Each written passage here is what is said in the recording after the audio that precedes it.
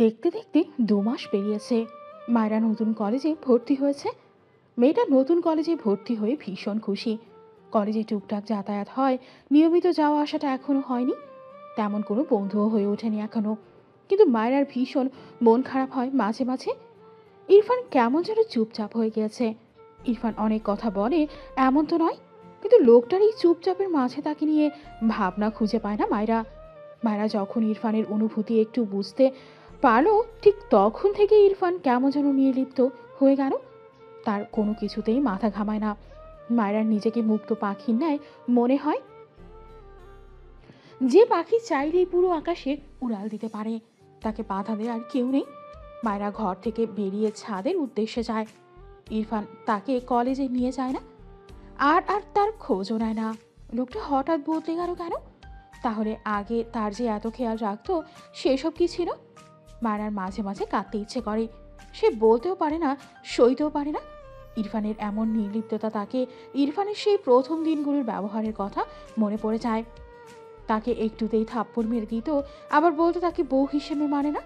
সেই কথাগুলো তাকে কষ্ট দিত না, যদি না ইরফান মাঝখানে মায়েরাকে নিয়ে এত না ভাবতো। লোকটার কি হয়েছে? তাকে বকে না, কথা বলে না, কিচ্ছু বলে না।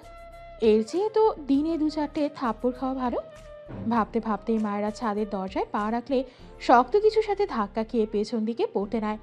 তার আগে ইরফান মায়েরাকে আগলে নেয়। মায়েরা চোখ বুঝে চেঁচিয়ে ওঠে। আজ তো সে শেষ। কিন্তু যখন বুঝলো কেউ তাকে ধরে নিয়েছে, দ্রুত চোখ খুলে তাকায়।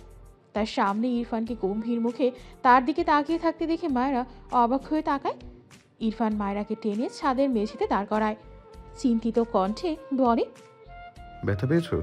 মায়েরা ঢোক গিরে। কতদিন পর একটু কথা বললো এই লোকটা তার সাথে। জিভ দিয়ে ঠোঁট ভিজিয়ে বলে। ব্যথা পেয়েছি। ইরফান বিচলিত হলো। অতপর মায়েরাকে কোলে নিয়ে ছাদের কোণায় চেয়ারে বসায়। এরপর হাঁটু মুড়ে বসে মায়েরা 2 পা উল্টে পাল্টে দেখে। চিন্তিত কণ্ঠে বলে। কোথায় ব্যথা পেয়েছো? মায়েরা চুপচাপ ইরফানের দিকে চেয়ে আছে, কোনো কথা বলে না।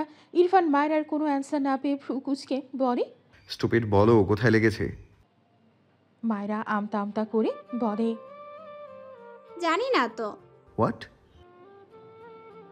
মায়েরা মিনমিন করে বলে। আমি পা ফেলতে পারছি না, হাঁটতে পারছি না। ইরফান উঠে দাঁড়িয়ে মায়েরাকে কোলে তুলে নেয়। দ্রুত পায়ে সিঁড়ি বেয়ে নামতে থাকে।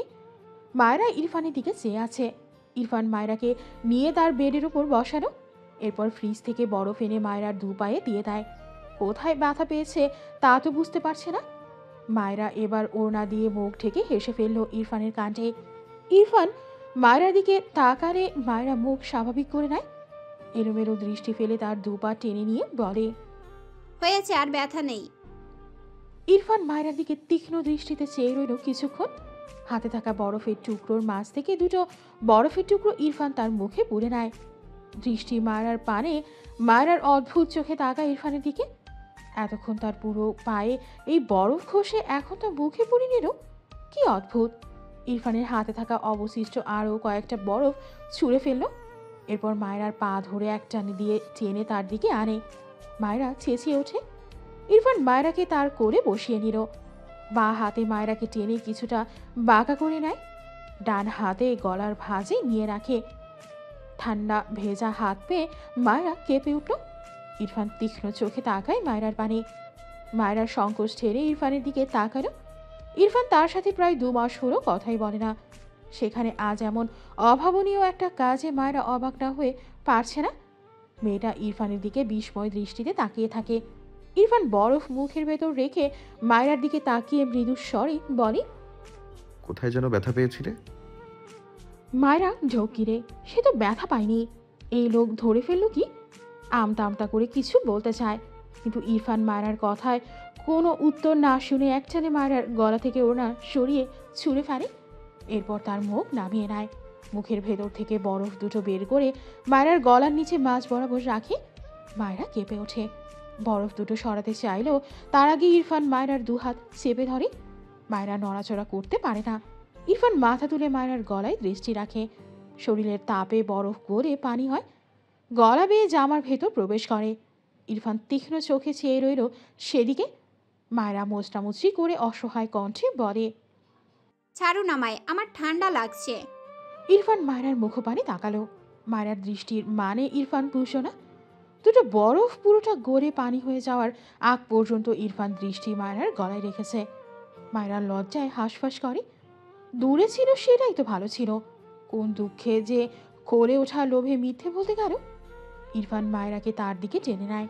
মায়রার কানের কাছে মুখ নিয়ে ঠোঁট বাঁকিয়ে সূক্ষ্ম হেসে ফিসফিসিয়ে ঠান্ডা গলায় বলে। কোথায় ঠান্ডা লাগছে? Tell me. মায়রা জমে গেল। বরফ গলে শরীরে লেগে যতটা ঠান্ডা লাগছিল তার মাত্রা 1000 গুণ বেড়ে গেল মুহূর্তেই। ইরফান মায়রাকে ছেড়ে দিল। মায়রা ঢোক গেলে ইরফানের দিকে সিটিয়ে যায়, মাথা নিচু করে নেয়। ইরফান মায়রাকে দু হাতে তার থেকে খানিকটা দূরে বসালো। এরপর মায়রার বডিতে দৃষ্টি পড়ায়। মায়রা লজ্জায় হাঁসফাঁস করে। ইরফান হঠাৎই এগিয়ে এসে মায়রার গলায় মুখ গুজে দেয়। মায়রা কেঁপে ওঠে।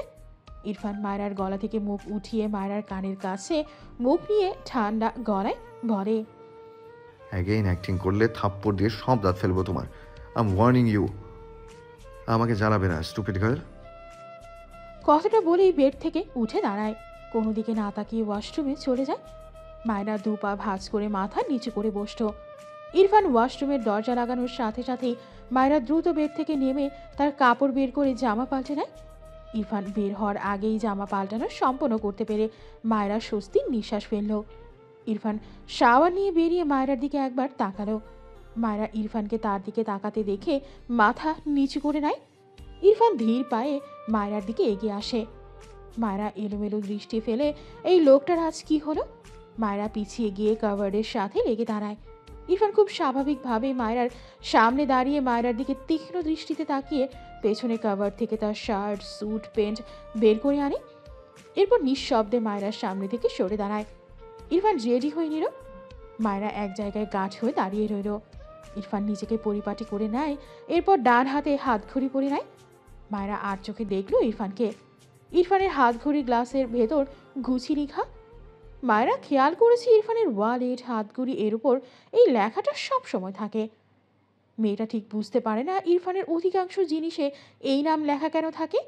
কৌতূহল থেকে ইরফানকে প্রশ্ন করেই বসে। গুচি কার নাম? ইরফান চুলগুলো ঠিকঠাক করে নেয়। মায়রার কথা শুনে ভ্রু কুঁচকে মায়রার দিকে তাকায়, জিজ্ঞেস করে। হোয়াট? মায়রা আমতা আমতা করে। ইরফান কি মনে করে তার হাত ঘড়ির দিকে তাকালো। উল্টো ঘুরে ঘর থেকে বেরিয়ে যেতে যেতে ঠোঁট বাঁকিয়ে সূক্ষ্ম হেসে বলে। My first wife. মায়রা তড়ক করে ইরফানের দিকে তাকায়। ততক্ষণে ইরফান ঘর থেকে বেরিয়ে গিয়েছে। মায়রা বিরক্ত হলো।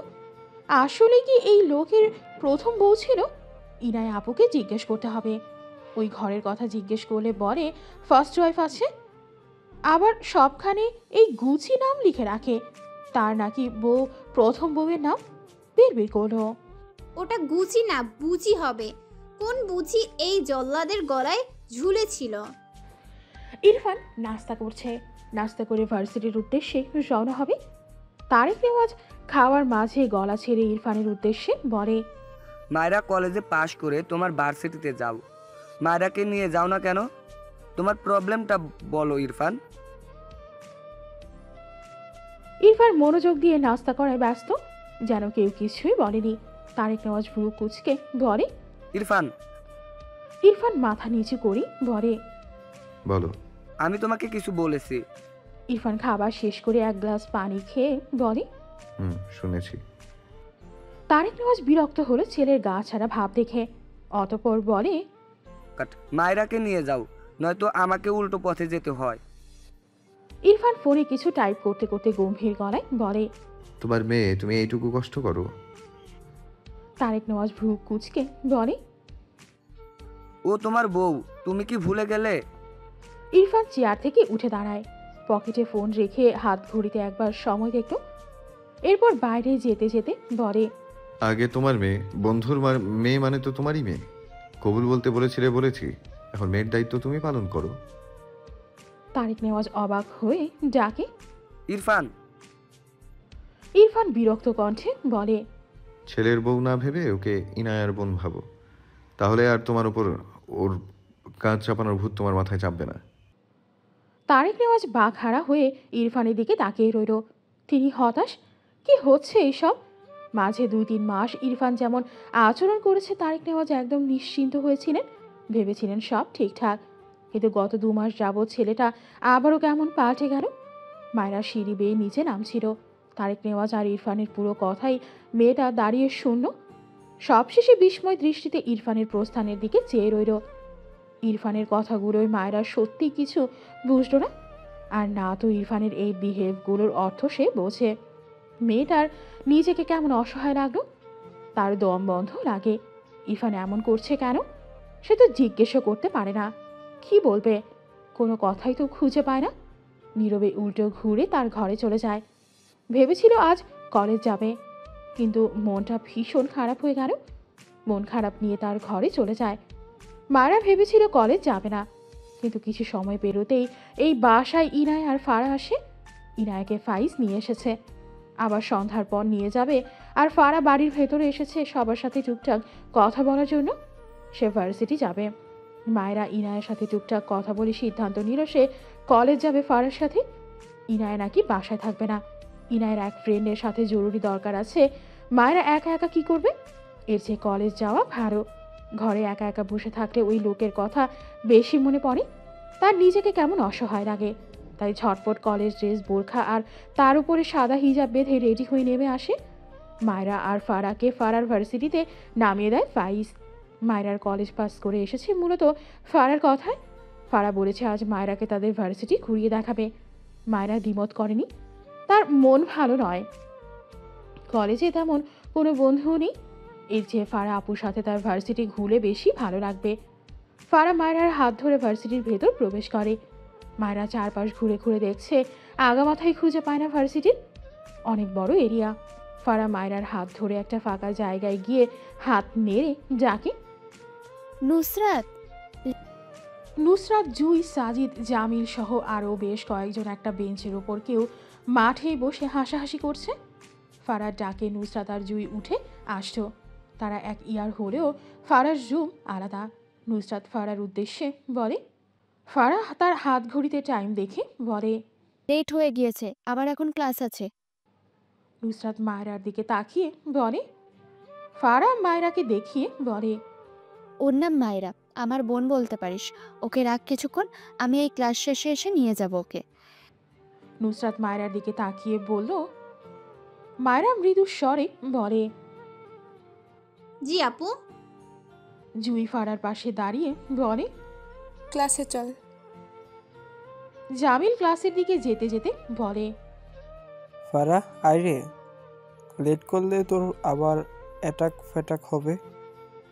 ফারা পাত্তা দিল না জামিলের কথা। মায়রার দিকে তাকিয়ে বলে, মায়রা তুমি থাকো, আমি 1 আওয়ার পর এসে তোমাকে নিয়ে ঘুরবো। এখন বাই। মায়রা অসহায় চোখে তাকালো। তাকে অপরিচিত জায়গায় কার কাছে রেখে যাচ্ছে। ফারার সাথে জুইও এগোয়। নুসরাত মায়রার হাত ধরে হেসে বলে। মায়রা জোরপূর্বক হাসার চেষ্টা করলো।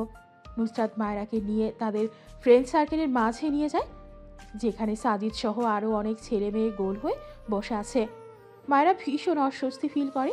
নুসরাতের উদ্দেশ্যে বলে, আপু তোমরা থাকো, আমি ওদিকে গিয়ে দাঁড়াই। নুসরাত মায়রার অস্বস্তি বুঝতে পেরে বলে। সাজিদ মায়রার দিকে একবার তাকায়, এরপর আবারও বইয়ে মুখ গুজে। নুসরাত মুখ কুচকায় সাজিদের দিকে তাকিয়ে মায়রার উদ্দেশ্যে বলে। সাজিদ বিরক্ত চোখে তাকায় নুসরাতের দিকে। মায়রাকে আরও অস্বস্তি ঘিরে ধরে। সাজিদের পাশে বসে মায়রার দিকে তাকিয়ে বলে, হাউ কিউট। মায়রা অদ্ভুত চোখে তাকায় ছেলেটার দিকে। বিরক্ত হলো মেয়েটা। ধ্যান, তার এখানে আসা একদম উচিত হয়নি। এর চেয়ে কলেজে যাওয়া ভালো। নুসরাতের দিকে তাকিয়ে বলে, আপু আমি কলেজে যাচ্ছি, ফারা আপু আসলে বলে দিও। নুসরাত মায়রার হাত টেনে বলে। সবাই তাদের মাঝখানে জায়গা করে দিল মায়রাকে। মায়রা অবাক হয়ে তাকালো সবার দিকে। মায়রার সবাইকে খুব ভালো লাগলো না, কিন্তু সাজিদের পাশে বসা ছেলেটা তার দিকে হাঁ করে চেয়ে আছে। মায়রা বিরক্ত হয়ে ডাকে, ভাইয়া। শাহেদ সহ সবাই মায়রার ডাকে অবাক হয়ে মায়রার দিকে তাকায়। মায়রার দৃষ্টি অনুসরণ করে বুঝলো মায়রা শাহেদকে রেখেছে। মায়রা খুব সুন্দর করে হেসে বলল, আমি বিবাহিত। শাহেদ কেসে ওঠে মায়রার কথায়, আর শাহেদের অবস্থা দেখে সবাই একসাথে উচ্চস্বরে হেসে ওঠে। তবে সাজিদের হাসির আওয়াজ সবচেয়ে বেশি হয়। মায়রা একটু বিব্রত বোধ করে। শাহেদ ইনোসেন্ট ফেস বানিয়ে তার ফ্রেন্ডদের দিকে তাকিয়ে বলে, সবাই হাসছিস কেন? আমি সেকা খেয়েছি, একটু তো সমবেদনা জানা। নুসরাত মায়রার গায়ে ঢলে পড়ছে। মায়রাকে এক হাতে জড়িয়ে ধরে বলে। এরপর নুসরাত হাসি থামিয়ে বলে। মায়রা আবারও অস্বস্তিতে পড়ে যায়। আসলে তার প্রবলেম হচ্ছে এখানে অনেকগুলো ছেলে। এরা না থাকলে মায়রা এতক্ষণে হয়তো মেয়েগুলোকে তার বান্ধবী বানিয়ে ফেলতো। মায়রা কিছু বলার আগেই সাজিদ বসা থেকে দাঁড়িয়ে সামনে তাকিয়ে স্যার সম্বোধন করে কাউকে সালাম দেয়। সাজিদকে অনুসরণ করে সবাই সেদিকে তাকায়। নুসরাত আর মায়রা উল্টো ঘুরেছিল। নুসরাত পিছু ফিরে ইরফানকে দেখে দ্রুত সামনের দিকে ফিরে ভদ্রভাবে সালাম দেয়। মায়রা নিজেও পিছু ফিরে তাকায়, খুব স্বাভাবিকভাবেই তাকিয়েছিল। কিন্তু ইরফানকে দেখে তার চোখে মুখে বিস্ময় ভর করে। ইরফান তীক্ষ্ণ চোখে মায়রার দিকে তাকিয়ে আছে। নুসরাত নম্রভাবে জিজ্ঞেস করে। ইরফান মায়রার দিকে তাকিয়ে গম্ভীর গলায় বলে। Class cancel. ইরফানের কথায় সকলের মুখ চুপসে যায়। এই স্যার তো ইউনিভার্সিটিতে পা রেখেছে তাদের জীবন প্যারাময় করতে। এই ক্লাস আবার ঠিক কোন সকালে দেবে, নয়তো রাতে। রাতে ভার্সিটি খোলা থাকলে হয়তো রাত 2টোর দিকে কল করে বলতো। সবাই ক্লাসে আসো। নুসরাত কথাগুলো ভেবেই হতাশ হলো। ইরফান সকলের দিকে তাকিয়ে বলে। জায়গা ফাঁকা করো। ইরফানের কথা সবাই মেনে নিল। নুসরাত মায়রার কানে ফিসফিসিয়ে বলে। নুসরাতের কথা শুনে মায়রা ইরফানের দিকে অবাক হয়ে তাকায়। ইরফান যে এই ভার্সিটির টিচার এটা সে জানতো না। এতক্ষণ সবার কথা শুনে বুঝলো ইরফান এই ভার্সিটির টিচার। নুসরাত মায়রার হাত টেনে বলে। মায়রা ইরফানের দিকে তাকায়। ইরফান বিরক্তি কণ্ঠে বলে। ও যাবে না। নুসরাত সহ সবাই অবাক হয়ে তাকায় ইরফানের দিকে। তারা বোঝার চেষ্টা করছে ইরফান কথাটা কার উদ্দেশ্যে বলল। সবার মাথায় হঠাৎ একটা প্রশ্ন আসে। ফারা মায়রার কেউ একজন। ফারার সাথে শুদ্ধ স্যারের একটা সম্পর্ক আছে। শুদ্ধ স্যারের আবার ইরফান স্যারের ভাই। কাহিনী হলো ঘুরে উল্টে মায়রা ইরফানের কেউ। নুসরাত ভ্রু কুচকে তাকায়। আপাতত তার মাথায় যা আসতো সে ভাবনা থেকে মায়রাকে প্রশ্ন করে। নুসরাতের কথা শুনে মায়রা চোখ বড় বড় করে তাকায় নুসরাতের দিকে। এরপর দৃষ্টি ঘুরিয়ে ইরফানের দিকে তাকায়। ইরফান তীক্ষ্ণ চোখে মায়রার দিকে চেয়ে। মায়রাকে সবাই চুপ থাকতে দেখে বুঝলো নুসরাত ঠিকই ধরতে পেরেছে। সবাই একটু অবাক হয় ইরফানের বোন মায়রা ভেবে।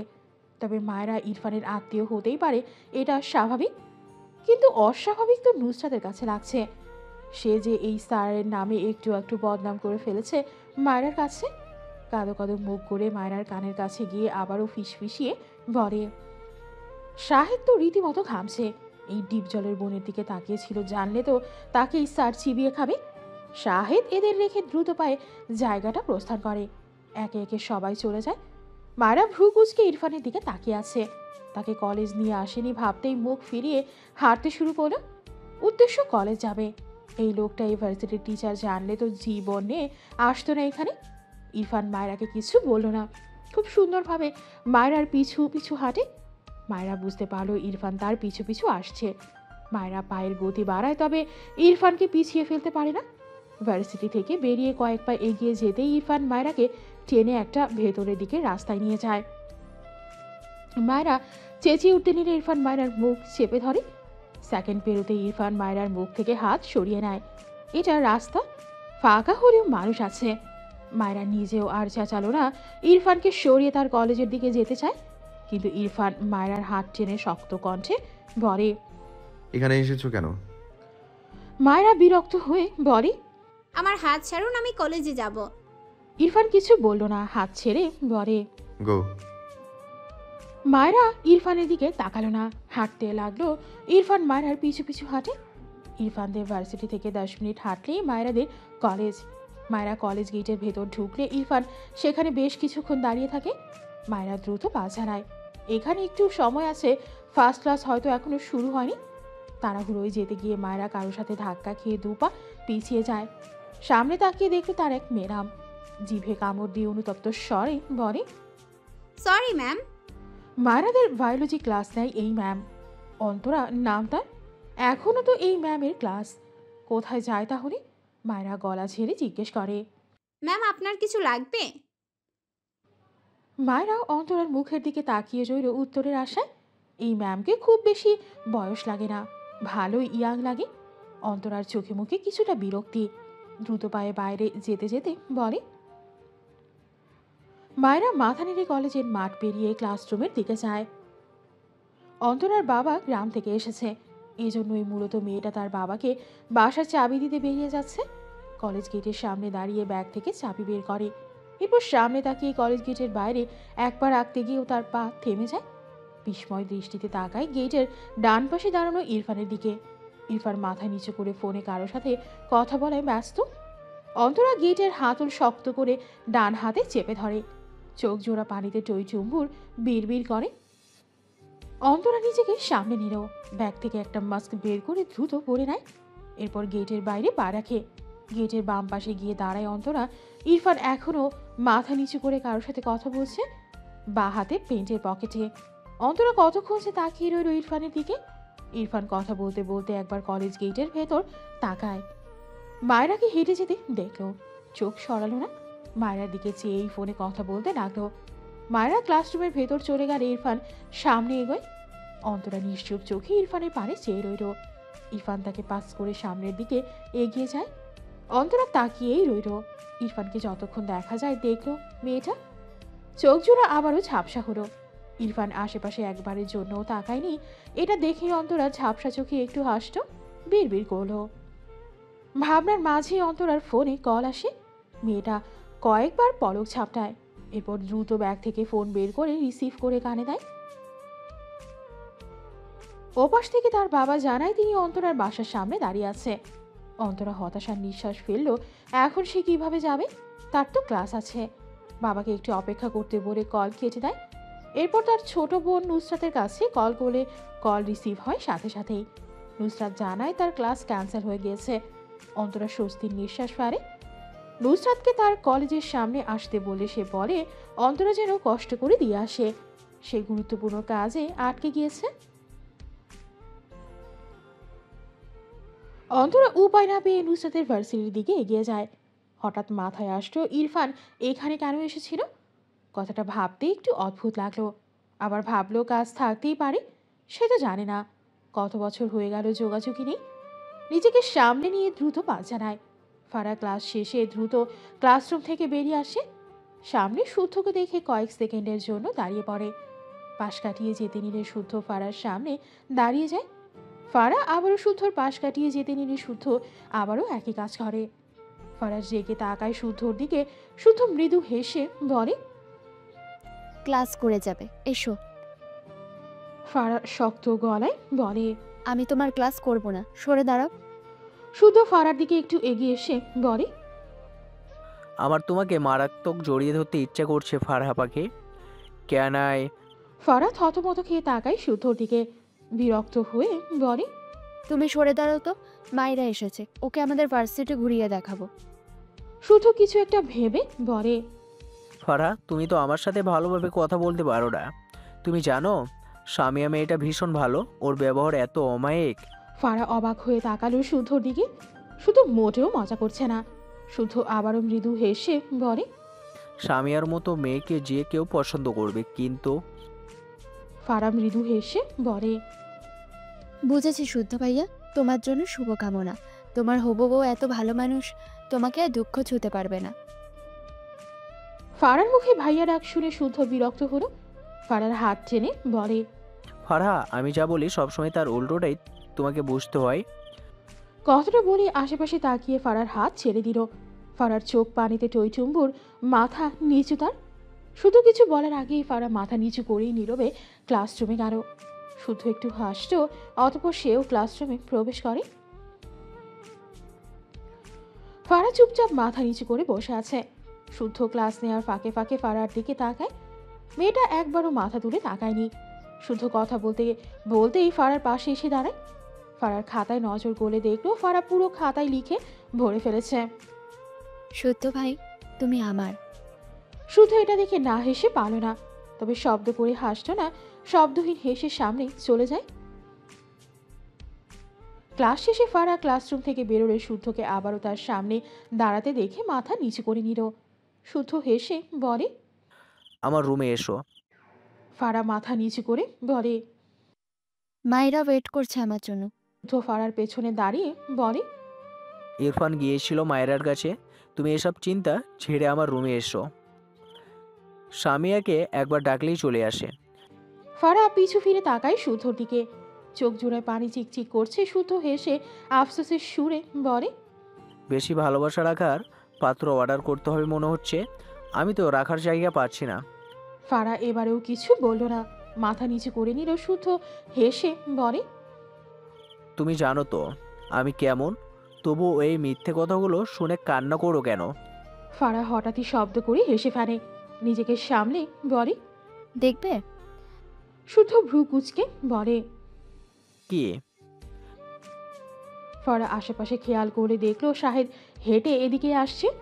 ফারা শুদ্ধর সামনে থেকে সরে গিয়ে হাত উঁচিয়ে ডেকে বলে, এই শাহেদ, তোকে তো মারাত্মক হ্যান্ডসাম লাগছে। ফারার ডাকে শাহেদ ফোন থেকে চোখ তুলে তাকায়, ভ্রু কুচকে এগিয়ে এসে বলে। তোরে কোন পুঁতে ধরছে? ফারা হেসে বলে, তুই আসলে সুন্দর, এটা অস্বীকার করবি? আমার যদি তোর মতো একটা জামাই হতো, হ্যাঁ ও সুন্দর হতো। বল। শাহেদ বিরক্ত চোখে চেয়ে আছে ফারার দিকে। সে সুন্দর, মেয়েরা এক দেখায় পছন্দ করবে, এটা অস্বীকার করার মতো নয়। কিন্তু এই ছেমড়ি তারে এইসব গান শোনায় কেন? পেছন থেকে শুদ্ধ রেগে বলে, তুমি এই ভার্সিটির সবচেয়ে বৃষ্টি ছেলে, রাইট? শাহেদ ফারার থেকে একটু পেছনে শুদ্ধকে দেখে থতমত খেয়ে একটা সালাম দেয়। শাহেদ ঢোক গিরে বলে, স্যার আসছি।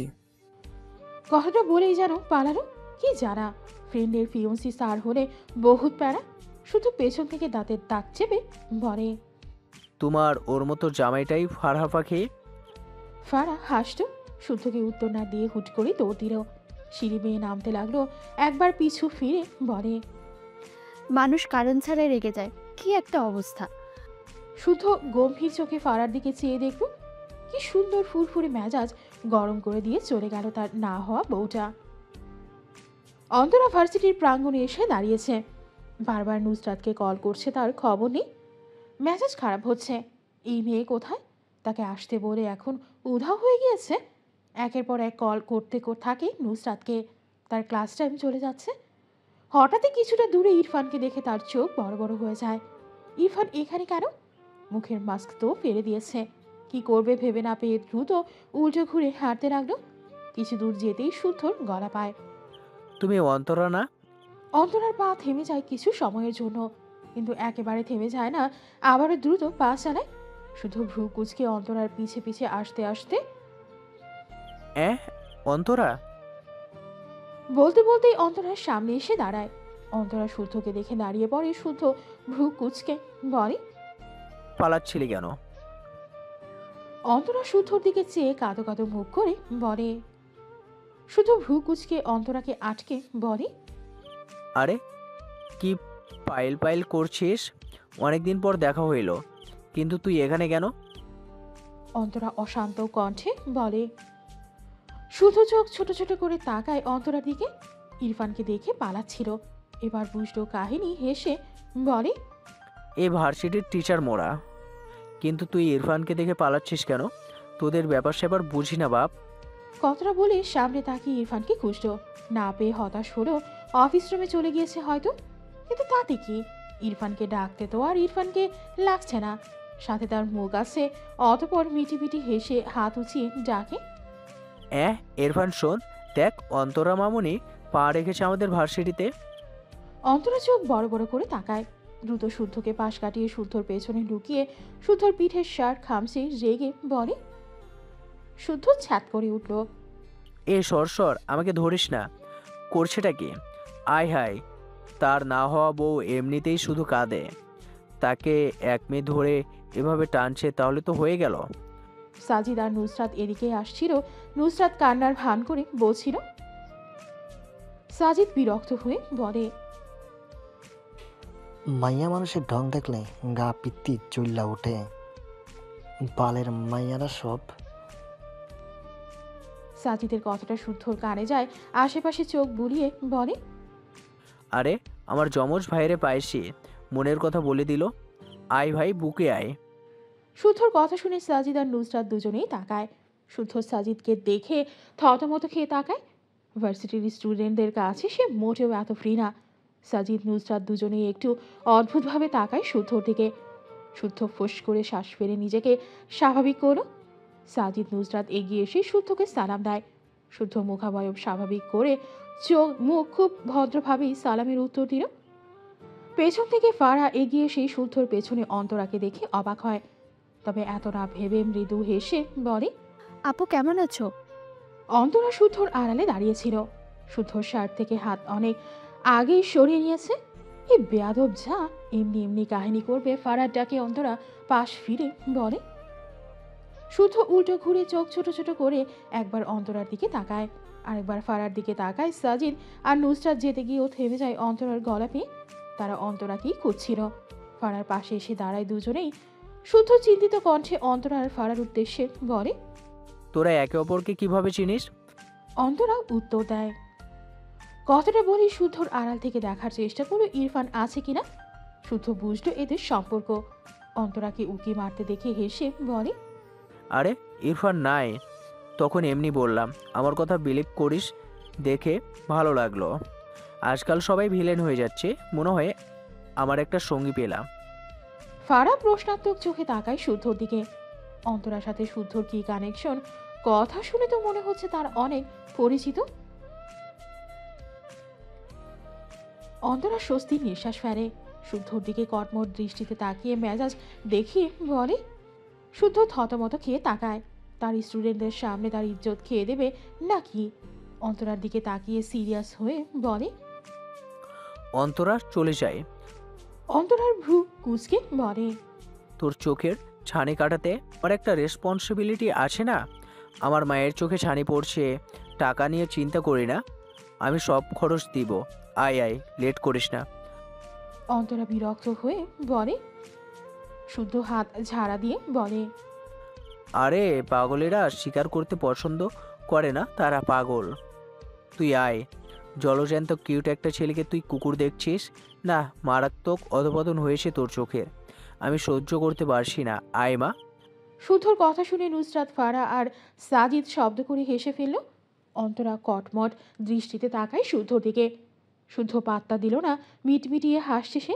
ফারার দিকে তাকিয়ে অন্তরাকে দেখিয়ে বলে, ফারা, এটা তোমার 2 নম্বর শাশুড়ি। ফারা কৌতূহলী চোখে অন্তরার দিকে তাকায়। অন্তরা ভ্রু কুচকে শুদ্ধর দিকে তাকিয়ে প্রশ্ন করে।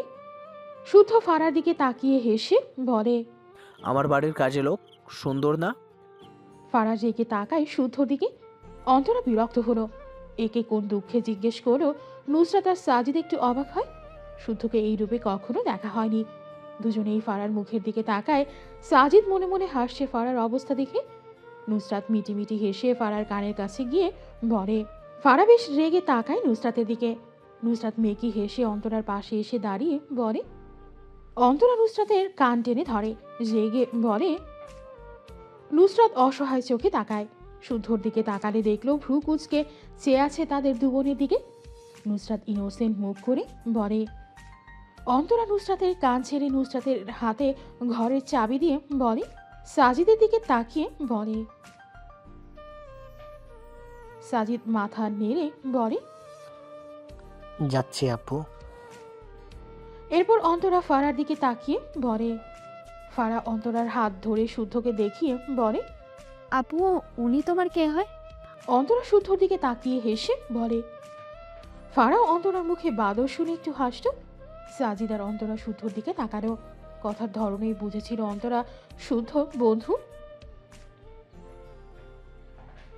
শুদ্ধ খুবই বিব্রত বোধ করলো।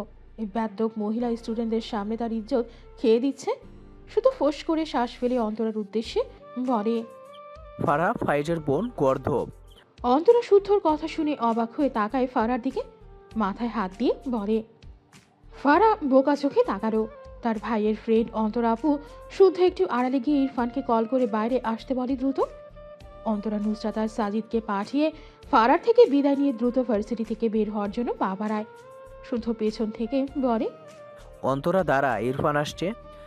অন্তরা দাঁড়ালো না, পায়ের গতি আরও বাড়ালো। শুদ্ধ বিরক্ত হয়ে বলে, আর ইরফান মন খারাপ করবে রে।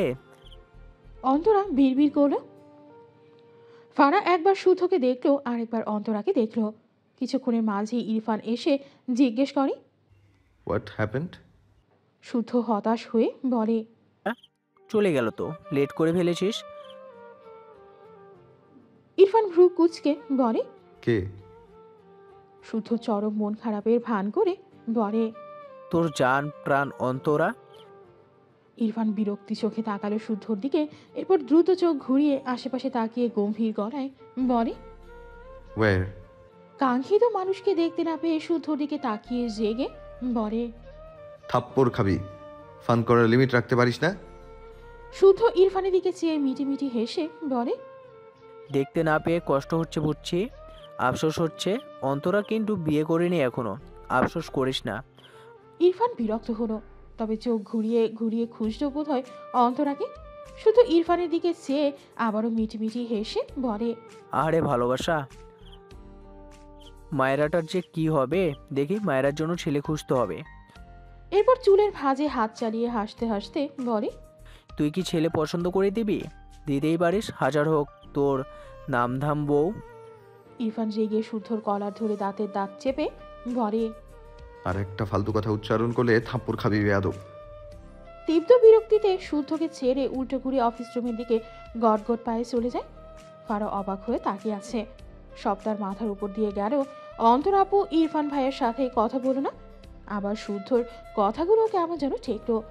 যদিও শুদ্ধ মজা করে, তবুও ফারার কেমন যেন লাগলো। সবচেয়ে বড় কথা, অন্তর আপু বিয়ে করেনি এখনো, বয়স তার 26-এর বেশি।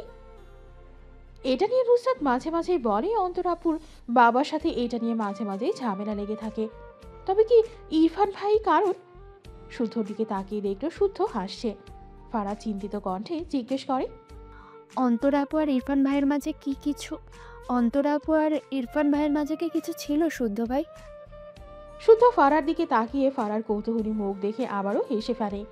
অতপর হেয়ালি করে বলে, মারাত্মক কিছু ছিল ফারহা, সেসব বলে শেষ করা যাবে না। ফারা অদ্ভুতভাবে তাকায় শুদ্ধর দিকে। শুদ্ধর হেয়ালি পড়ায় বিরক্ত হলো। এই লোক জীবনেও সিরিয়াস হয় না। অন্তরা আপু এখনো বিয়ে করেনি, এটা নিয়ে আঙ্কেলের সাথে অনেক ঝামেলা হয়। ইরফান ভাইয়ের কারণ? শুদ্ধ ভ্রুকুচকে তাকালো ফারার দিকে, অতপর বলে, অন্তরার সাথে তোমার কবে থেকে পরিচয়? নুসরাতের সাথে কলেজে পরিচয় হয়েছিল, তখন থেকে অন্তরা আপুকে চিনি। আপু খুবই ভালো মনের মানুষ। শুদ্ধ মৃদু হাসল। অতপর টপিক এড়িয়ে বলে, তোমার আর ক্লাস আছে? ফারা ভ্রু কুচকে বলে, ক্লাস আছে। তুমি টপিক চেঞ্জ করছো কেন বলো? অন্তরা আপু ইরফান ভাইকে ভালোবাসে, তাই না? শুদ্ধ মৃদু হেসে বলে, হুম, এরপর হাত ঘড়িতে একবার সময় দেখে বলে, আমার ক্লাস আছে, তুমি ক্লাসে যাও। কথাটা বলি এগিয়ে যেতে নিলে ফারা দ্রুত শুদ্ধর সামনে দাঁড়িয়ে বলে, অর্ধেক বলে যাচ্ছ কেন? ইরফান ভাইও কি অন্তরা আপুকে ভালোবাসে? শুদ্ধ হেসে বলে। মারাত্মক।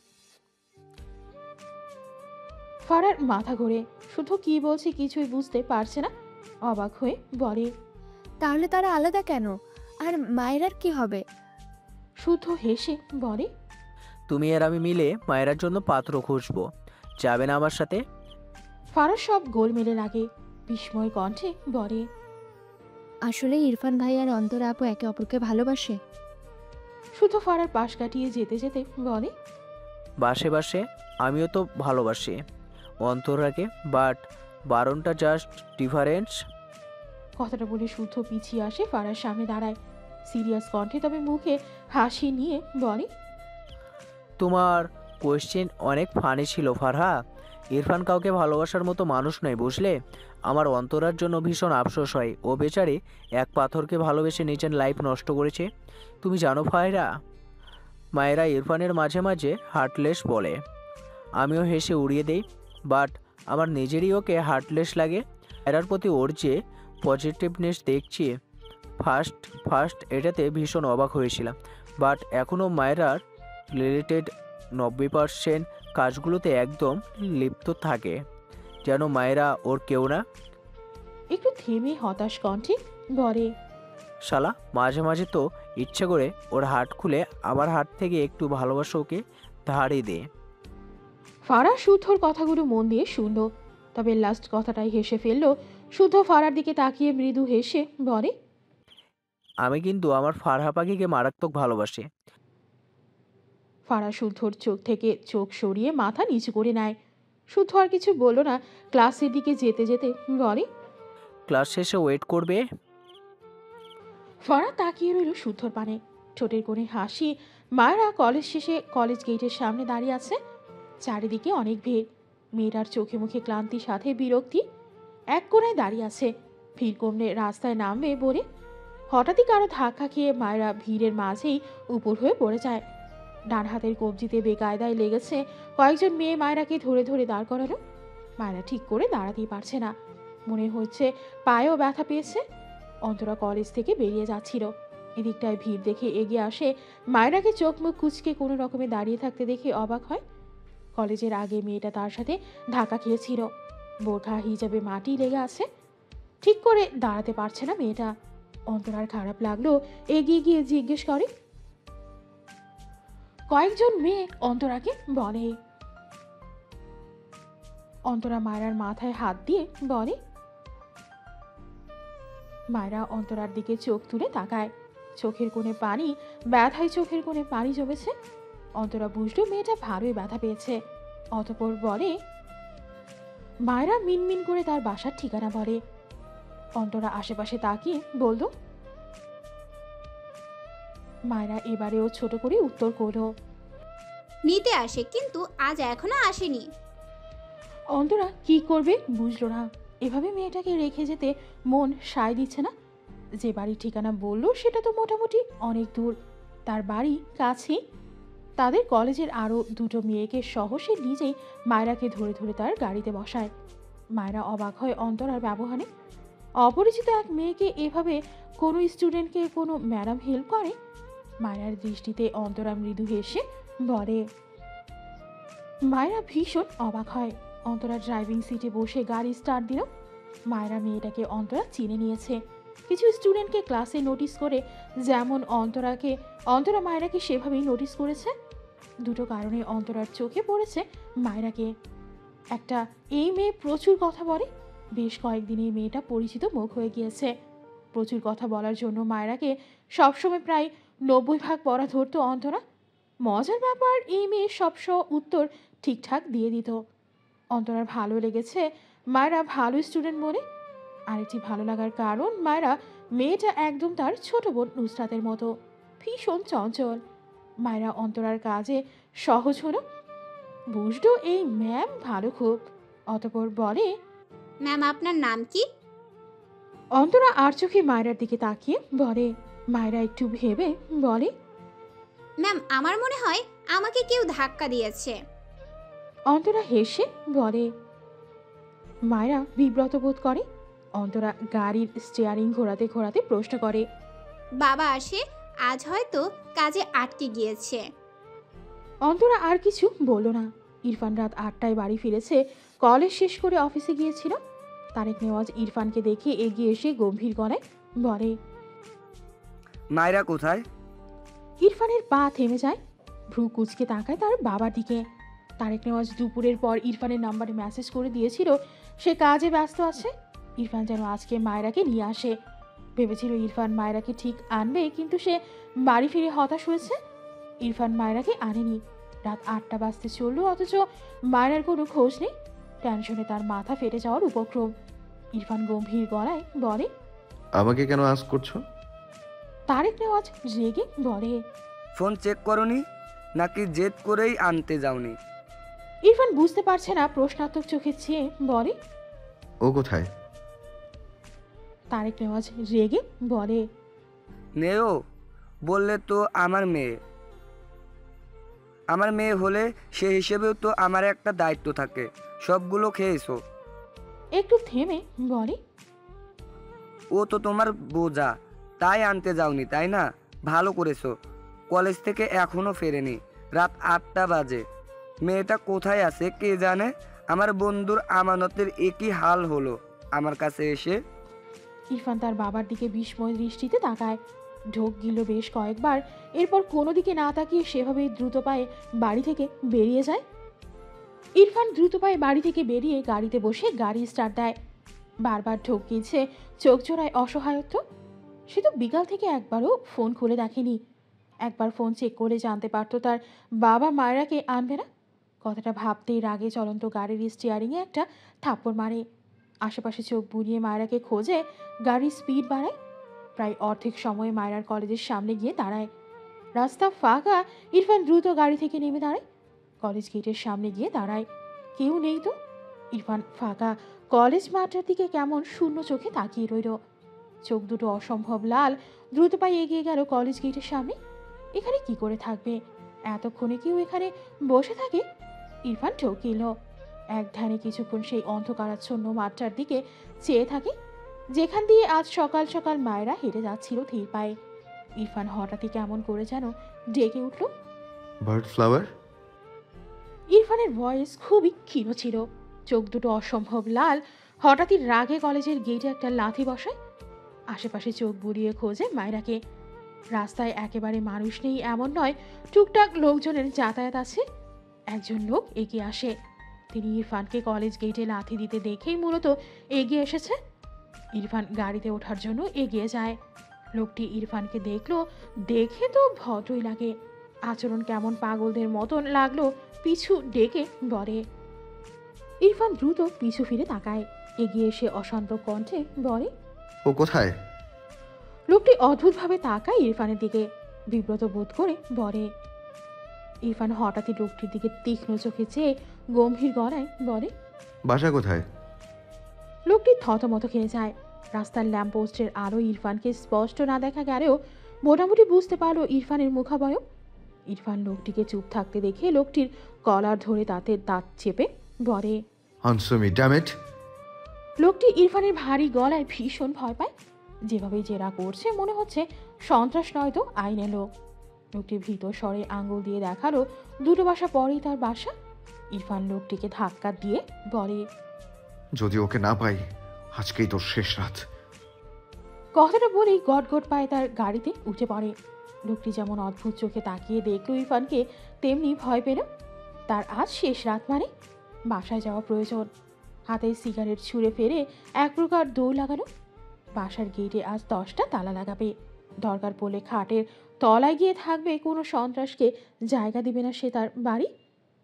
কলেজে মায়েরা ফোন নিয়ে যায় না, আর এইটাই মায়েরার সবচেয়ে প্রবলেম হয়েছে বোধ হয়। ফোন না আনার কারণে কাউকে কল করতে পারেনি। সবার নাম্বার ফোনে সেভ আছে, কারো নাম্বারই তো মুখস্থ নেই। আর এই কারণেই সে কাউকে কল করে জানাতে পারেনি সে তার এক ম্যাডামের বাসায় এসেছে। বাবা এসে যেন নিয়ে যায়। অন্তরা ম্যাম নিজেই রেখে আসতো, কিন্তু তার কি যেন কাজ পড়ে গিয়েছে, তাকে বাসায় রেখে দ্রুত বেরিয়ে যায়। মায়েরাকে বলে গিয়েছে উনি এসে মায়েরাকে মায়েরার বাড়ি রেখে আসবে।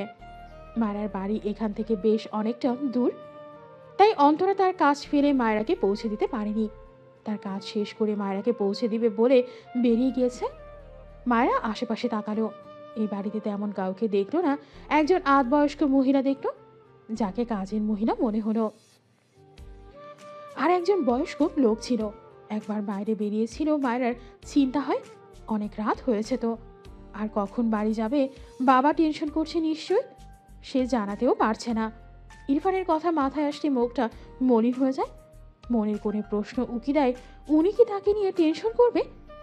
তাকে নিয়ে যে এখন খুব কম ভাবে লোকটা। ভাবনার মাঝে অন্তরা গেস্ট রুমে প্রবেশ করে। মায়েরা অন্তরাকে দেখে ধীরে ধীরে উঠে দাঁড়িয়ে অশান্ত কণ্ঠে বলে, ম্যাম আপনি কি আমাকে এখন রেখে আসতে পারবেন? অন্তরা বাইরে থেকে এসে চেঞ্জ করেনি। মায়েরাকে রেখে এসে একবারে চেঞ্জ করবে। মৃদু স্বরে বলে। মায়েরা মাথা নেড়ে বলে, জি ম্যাম। অন্তরা মায়েরাকে নিয়ে বাড়ি থেকে বের হয়। মায়েরা এগিয়ে গিয়ে রাস্তার এক পাশে সাইড করে রাখা গাড়ির পাশে দাঁড়ায়। অন্তরা তার বাসার কাজের মহিলার সাথে টুকটাক কথা বলছে। মায়েরা এদিক ওদিক তাকায়, হঠাৎই তার উপর যেন কেউ ঝাঁপিয়ে পড়ল। মায়েরা মৃদু চেঁচিয়ে ওঠে। তার হৃৎপিণ্ড লাফিয়ে ওঠে। ইরফান শক্ত করে মায়রাকে নিজের সাথে জড়িয়ে নেয়। তার বডিতে যত শক্তি ছিল সব ঢেলে দিয়ে যেন মায়রাকে তার সাথে চেপে ধরার অদম্য চেষ্টায় নামলো।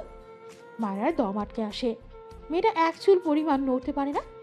প্রথমে ভয় পেলেও কয়েক সেকেন্ডেই বুঝেছে এটা ইরফান।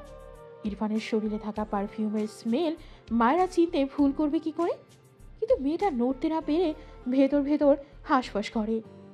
কাঁপা কাঁপা কণ্ঠে থেমে থেমে বলে, ছাড়ো না মায়। ইরফান বোধহয় শুনতেই পেল না মায়রার কথা। হাতের বাঁধন আরও শক্ত করল। মায়রার মনে হচ্ছে হাড়গোড় সব ভেঙে যাবে। হাঁপানো কণ্ঠে বলে, ছাড়ো না মায়, হায় আল্লাহ। ইরফান থেমে থেমে বলে, কোথায় ছিলে তুমি? আমি অনেক খুঁজেছি তোমায়। মায়রা কেঁপে ওঠে। ইরফানের গলা ভীষণ অদ্ভুত লাগলো। সবচেয়ে বড় কথা, ইরফানের মুখে এরকম কথা আশা করা যায়? ইরফান মায়রাকে আরও নিজের দিকে টানলো।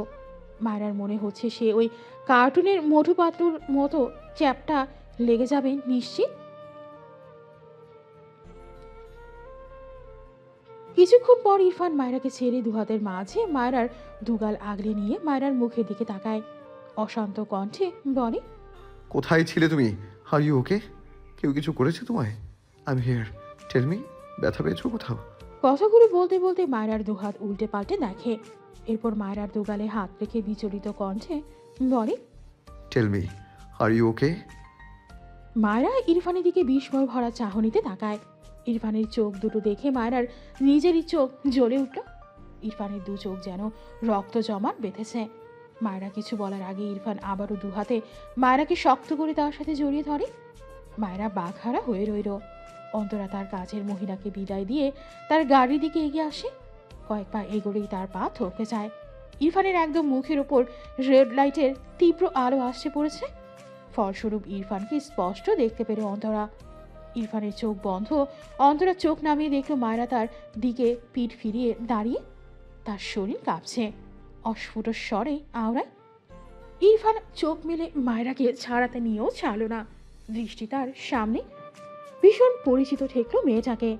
রাস্তার অপর পাশে রোড লাইটের আলো অন্তরার দিকে থাকায় ইরফানের অন্তরাকে চিনতে একটুও কষ্ট হলো না। ভ্রুকুচকে সেকেন্ড কয়েক অন্তরার পানে চেয়ে থাকে। কপালে বিরক্তির ভাঁজ ফুটে ওঠে। অন্তরা নিজেকে সামনে নিল। এবার পালালো না। এগিয়ে এসে বিস্ময় কণ্ঠে জিজ্ঞেস করে, তার ম্যাম ইরফানকে চেনে। ইরফানের বাঁধন থেকে নিজেকে ছাড়াতে চায়, কিন্তু ইরফান ছাড়লো না মায়রাকে। ভ্রুকুচকে অন্তরার দিকে চেয়ে বিরক্তি কণ্ঠে বলে, you are a very annoying girl. Antara ইরফানের কথায় অবাক হলো না, বরং মৃদু হাসল। তবে চোখ দুটো খুব ভালো করে মুছে নিল। তবুও বারবার ভিজে যাচ্ছে। অপরাধী চোখে ইরফানের দিকে তাকায়। ইরফানের চোখে মুখে রাগ ফুটে ওঠে। অন্তরা মায়রার পিঠের দিকে তাকালো, যেখানে ইরফানের শক্ত একজোড়া হাতের অবস্থান শুদ্ধ বলেছিল ইরফান বাচ্চা মেয়ের সাথে বিয়ে হয়েছে। সেটাও ইরফানের ইচ্ছের বিরুদ্ধে। সেটা কি তবে মায়রা? নাকি মায়রা ইরফানের কোনো বোন? কিন্তু বোনকে কেউ এভাবে জড়িয়ে ধরে? ইরফান তো বউকে জড়িয়ে ধরার মানুষও নয়। সবচেয়ে বড় কথা, মায়রার মতো মানুষকে ইরফান দু চোখে সহ্যই করতে পারে না। সেখানে এই দৃশ্যটা অন্তরাকে কেমন গোলক ধাঁধায় ফেললো জানো। অন্তরা আবারও কিছু জিজ্ঞেস করতে নিলে তার আগে ইরফান সময় নষ্ট না করে মায়রাকে ছেড়ে দ্রুত মায়রাকে কোলে তুলে নেয়। মায়রা বিচলিত কণ্ঠে বলে, কি করছেন? মেয়েটা তার ম্যামের সামনে এমন সিচুয়েশনে পড়ে ভীষণ লজ্জায় পড়েছে। ইরফান মায়রাকে নিয়ে কয়েক পায়ে এগিয়ে গিয়ে তার গাড়ির ড্রাইভিং সিটে আগে সে বসে। এরপর তার কোলে মায়রাকে বসিয়ে দেয়। এরপর শব্দ করে গাড়ির দরজা লাগায়। মায়রা পিট করে চেয়ে থাকে ইরফানের দিকে। মেয়েটা বোঝার চেষ্টায় ইরফান কি করছে। ইরফান বাঁ হাতে মায়রার কোমর জড়িয়ে ধরে ডান হাত বাড়িয়ে মায়রার মুখে লেগে থাকা ঘাম মুছে দেয় যত্নের সহিত। মায়রার মাথায় হিজাব খুব সাবধানে খুলে মাথা থেকে নামিয়ে দেয়। গাড়ির গ্লাস তুলে দিয়ে এসি ছেড়ে দেয়। সব কাজ শেষে মায়রার মুখের দিকে তাকায়। মায়রা ইরফানের দিকেই চেয়ে আছে। দুজনের চোখাচোখি হয়। ইরফান শক্ত কণ্ঠে বলে, এখানে কিভাবে আসলে? মায়রা কেঁপে ওঠে। ইরফানের চোখ দেখেই তার ভয় লাগছে। মায়রা কিছু বলার আগে ইরফান মায়রাকে তার কোল থেকে নামিয়ে সিটে বসিয়ে দেয়। এরপর সে বাইরে বেরিয়ে গাড়ির দরজা লাগাতে নিলে মায়রা দ্রুত বলে ওঠে, কোথায় যাচ্ছেন? ইরফান মায়রার দিকে তাকিয়ে ছোট করে বলে, আসছি, ওয়েট। এরপর শব্দ করে গাড়ির ডোর আটকে দেয়। মায়েরা কেঁপে ওঠে। ইরফান গটগট পায়ে অন্তরার সামনে গিয়ে দাঁড়ায়। অন্তরা ইরফানকে দেখেই চোখ মুছে নিল। লাভের লাভ কিছুই না, বারবার চোখ ভিজে যায় শুধু। নিজেকে সামনে ইরফানের দিকে তাকিয়ে বলে। অন্তরার কথা শেষ হতে না হতেই ইরফান রাগান্বিত স্বরে বলে, বউ বউ হয় আমার, নট বোন।